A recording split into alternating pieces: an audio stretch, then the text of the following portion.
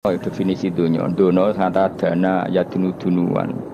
Ana sing ulama nasrib sangka dania terus ditakhfif hamzah dadi dania terus ditakhfif hamzah dadi ya dania terus ngikuti wazan fu'la jadi dunya. Jadi anggar barang sing hina iku jenenge napa?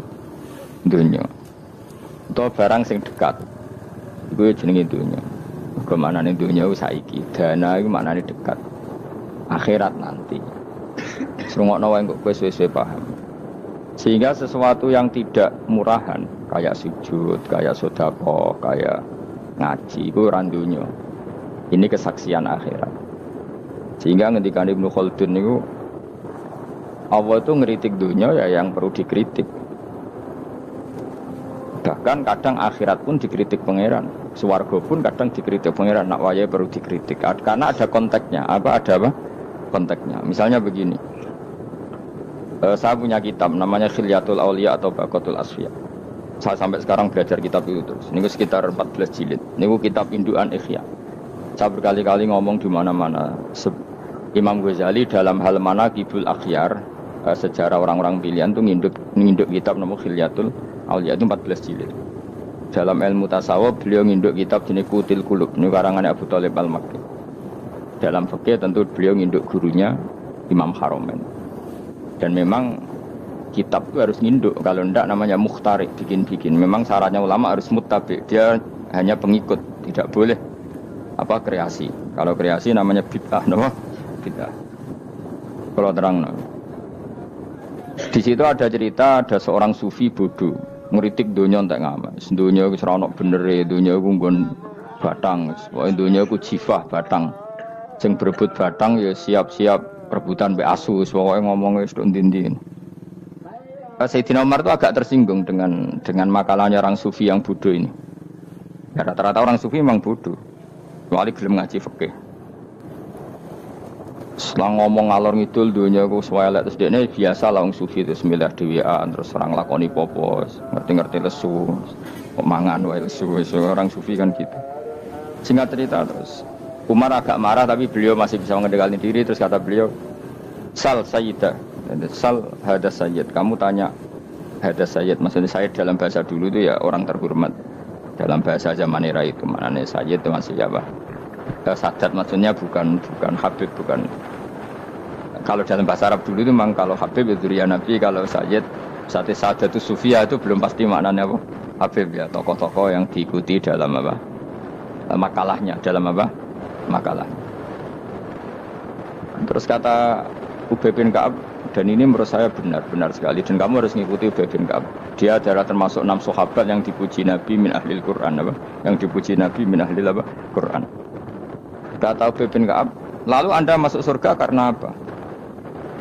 Lalu Anda masuk neraka karena apa? Lalu Anda dapat ridho Allah karena apa? Kamu itu bisa masuk surga lihadi dar karena kenangan di rumah ini, maksudnya karena dunia ini. Karena sujud kamu, karena kebaikan kamu, itu di mana? Allah mereferensi amal kamu ya di dunia ini. Kamu masuk surga karena sujud kamu di dunia ini, nanti masuk neraka karena keangkuhan kamu di dunia ini.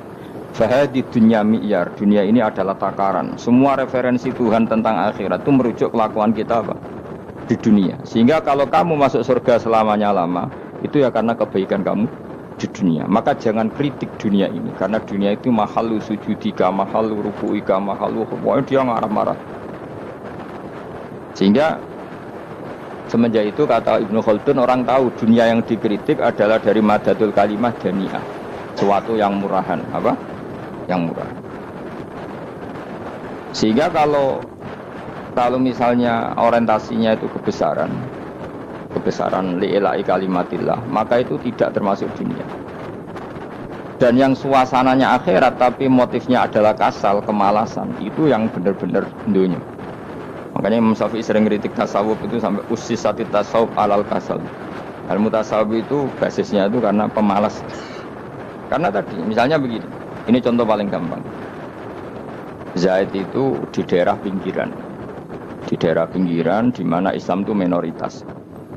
Terus dia ingin kaya raya supaya bisa bikin masjid atau bikin komunitas Islam.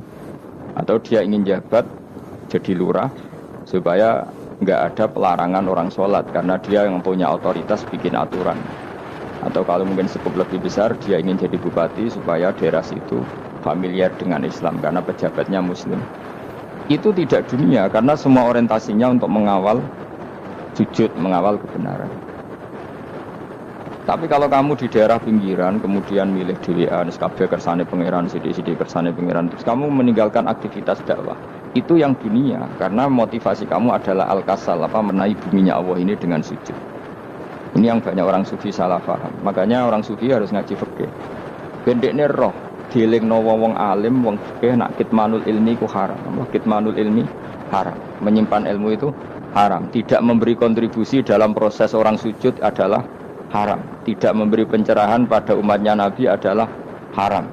Menikmati keasikan eling pangeran dewi adalah haram. Dia harus diingatkan gitu terus. Kalau enggak, itu bahaya bagi agama ini. Makanya dulu itu enggak ada orang sufi yang enggak ngaji ulama fikih. Sekarang kebalikan, malah wong sufi darani fikih mau kulit dekne wis tok hakikat sembrono. Oh tak tobat tenan nang ketemu. Itu bahaya, paham seperti itu tuh bahaya. Karena sekarang itu sufi itu udah di identitas kesalehan. Yang berumah kome sufi koyo sak dhuwure ahli napa? Fikih. Itu bahaya. Karena tadi sufi itu akan ngeritik dunia sepedas-pedasnya. Kemudian ujung-ujungnya meninggalkan dunia, kemudian happy-happy asik pangeran dhewean dan membiarkan umatnya Nabi ini berserakan kemana-mana, tidak terlibat sama sekali, tidak memberi kontribusi sama sekali. Cara bahasa gampangannya orang gelem amar ma'ruf, gak gelem nahi mungkar. Tapi bahasa amar ma'ruf nahi mungkar kan saiki dadi gerakan ekstrem. Makanya ora tak bahasa amar tidak peduli, tidak mulang. Mergo saiki bahasa saiki repot terus. Paham, ini penting kalau terang. Jadi kalau baleni malih ya. Sing dimaksud dunya ketika dikritik pangeran iku dunya sing sangka kata dani'ah, sesuatu sing murahan, sing enteng, sing nafsu. Iku jenenge napa? Dunya napa? Dunya. Tapi ketika sesuatu itu baik dan mengarah kepada Allah, iki jenenge dunya iki masru'atul akhirah. Maka dunya itu dua status napa? Siji masru'atul akhirah. Dan ini status yang harus kita pakai. Makanya kata Imam Ghazali itu kowe nak randi duwe sak penat-penate urip terus merasa enggak punya kenikmatan.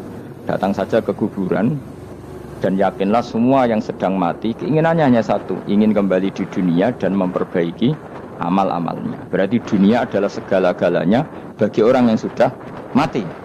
Ya, orang yang sudah mati itu cita-citanya satu. La'alli arji, semoga kita kembali ke dunia. Untuk apa? Untuk membenahi semua kesalahan yang pernah dilakukan zaman ini dunia. Terus kamu ingat, fa'ana fid dunya, ya Allah, alhamdulillah sekarang masih saya di dunia. Artinya saya punya satu kesempatan yang diinginkan semua orang yang sudah mati di seluruh dunia. Tapi malah wali anu surip malah kepengen nang mati. Saking kakean kasus ini, apa? Kakean apa? Kakean kasus. Makanya di sini sirinya para rasul, para nabi itu sering donga Allahumma tawil umrona, sehingga banyak orang soleh mendoa supaya panjang apa?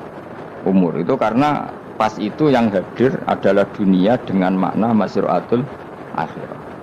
Tapi ada juga wali dan nabi kadang-kadang donga, ya Allah, jika sebaiknya saya mati, mati saja. Itu ketika tergambar dunia yang sudah murahan, yang sudah arogan, dan sudah tidak jelas.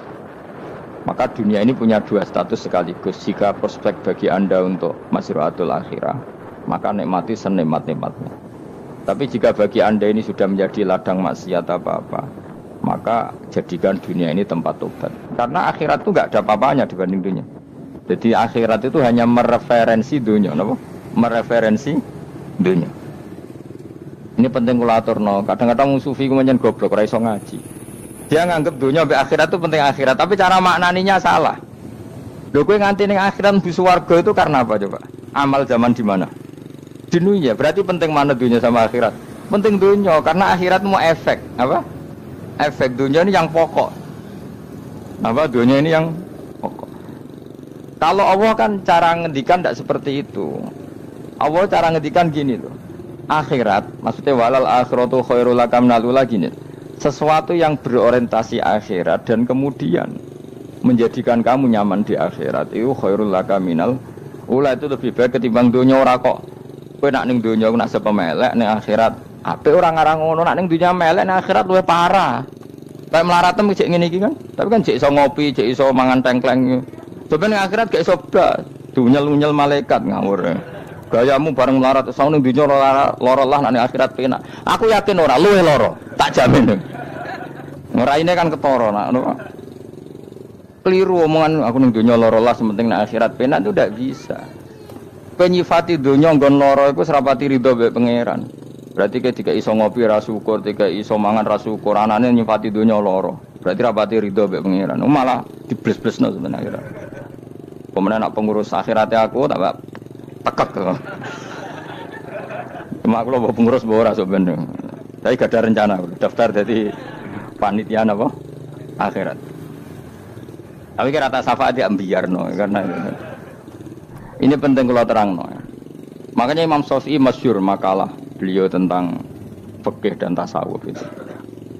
Nggih saya kutip ya, dan saya memang saya hafalkan terus makna teman. Faqihan wa sufiyan fakun laisa